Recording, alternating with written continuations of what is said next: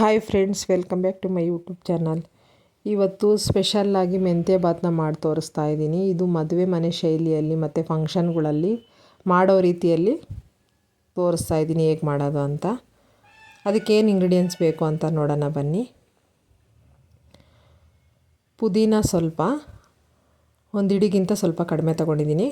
ಕೊತ್ತಂಬರಿನೂ ಸಮ ಪ್ರಮಾಣವಾಗಿ ತೊಗೊಂಡಿದ್ದೀನಿ 2, ಮತ್ತು 4 ಹಸಿಮೆಣಸಿನ್ಕಾಯಿ,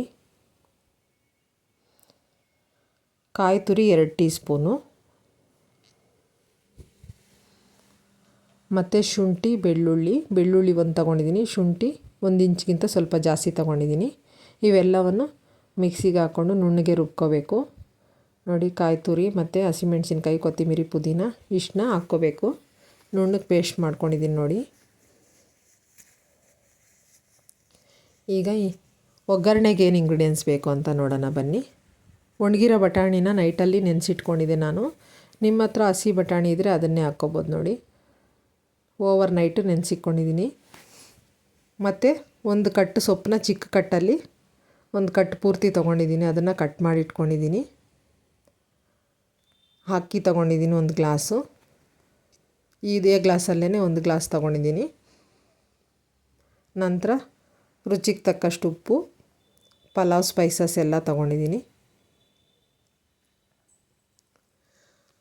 ಇಲ್ಲಿ 2 ಟೊಮೊಟೊ ಮತ್ತು 2 ಈರುಳ್ಳಿ ಮೀಡಿಯಮ್ ಸೈಜ್ದು, ಮತ್ತು ಒಗ್ಗರಣೆಗೆ ಎಣ್ಣೆ. ಇಷ್ಟು ಇಂಗ್ರೀಡಿಯೆಂಟ್ಸ್ ಬೇಕು. ಈಗ ಹೇಗೆ ಮಾಡೋದು ಅಂತ ನೋಡೋಣ ಬನ್ನಿ. ಮೊದಲು ಸ್ಟವ್ ಮೇಲೆ ಕುಕ್ಕರ್ನ ಇಟ್ಕೊಂಡಿದ್ದೀನಿ.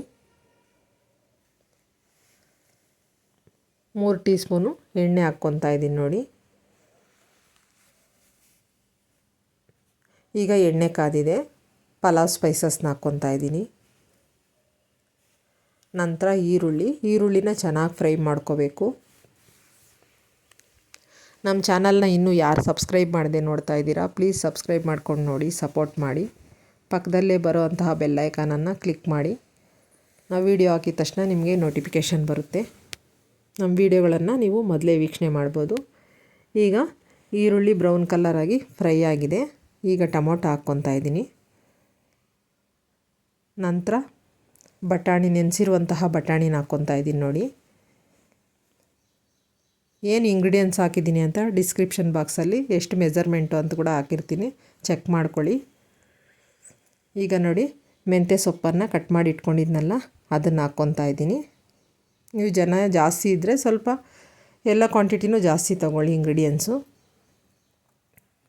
ಇದು ಮಸಾಲೆ ಹಾಕೋಕ್ಕೆ ಮೊದಲೇ ಆಗಬೇಕು. ಸೊಪ್ಪು ಹಸಿ ವಾಸನೆ ಹೋಗೋವರೆಗೂ ಚೆನ್ನಾಗಿ ಎಣ್ಣೆಯಲ್ಲಿ ಫ್ರೈ ಮಾಡ್ಕೋಬೇಕು ಒಗ್ಗರಣೆಯಲ್ಲಿ, ಆಗ ಚೆನ್ನಾಗಿರುತ್ತೆ. ಮಸಾಲೆ ಹಾಕಿದ್ಮೇಲೆ ಹಾಕಬೇಡಿ ಸೊಪ್ಪನ್ನ, ಈ ಥರ ಮೊದಲೇ ಹಾಕಿ ಚೆನ್ನಾಗಿರುತ್ತೆ. ಈಗ ಸೊಪ್ಪು ಫ್ರೈ ಆಗಿದೆ. ಈಗ ರುಬ್ಬಿರೋಂತಹ ಮಸಾಲೆ ಹಾಕ್ಕೊಂಡಿದ್ದೀನಿ. ಅದು ಕೂಡ ಹಸಿ ವಾಸನೆ ಹೋಗೋವರೆಗೂ ಚೆನ್ನಾಗಿ ಫ್ರೈ ಮಾಡ್ಕೋಬೇಕು. ಈಗ ಫ್ರೈ ಆಗಿದೆ. 1 ಗ್ಲಾಸ್ ಅಕ್ಕಿ ಸೇರಿಸ್ಕೊತಾ ಇದ್ದೀನಿ ನೋಡಿ. ತೊಳೆದ್ಬಿಟ್ಟು ಹಾಕ್ಕೊತಾ ಇದ್ದೀನಿ. 1 ನಿಮಿಷ ಬೇಯಿಸ್ಕೋಬೇಕು. ಅಕ್ಕಿ ಹಾಕಿದ ತಕ್ಷಣ ನೀರು ಹಾಕೋಕ್ಕೆ ಹೋಗಬೇಡಿ. ಈ ಥರ ಸಿಂಪಲ್ಲಾಗಿ ಮದುವೆ ಮನೆಗಳಲ್ಲಿ ಮತ್ತು ಫಂಕ್ಷನ್ಗಳಲ್ಲಿ ಈ ಥರ ಶೈಲಿಯಲ್ಲೇ ಮಾಡೋದು ತುಂಬ ಸಿಂಪಲ್ಲಾಗಿರುತ್ತೆ.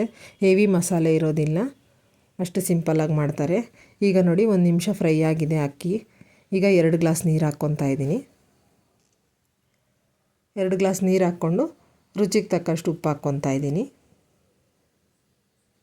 ಈಗ ಲಿಡ್ನ ಕ್ಲೋಸ್ ಮಾಡಿ 2 ವಿಸಿಲ್ ಹಾಕ್ಸ್ಕೊತಾ ಇದ್ದೀನಿ ನೋಡಿ. ಈಗ ವಿಸಿಲ್ ಹೋಗಿದೆ, ನೋಡ್ತಾ ಇರ್ಬೋದು ನೀವು.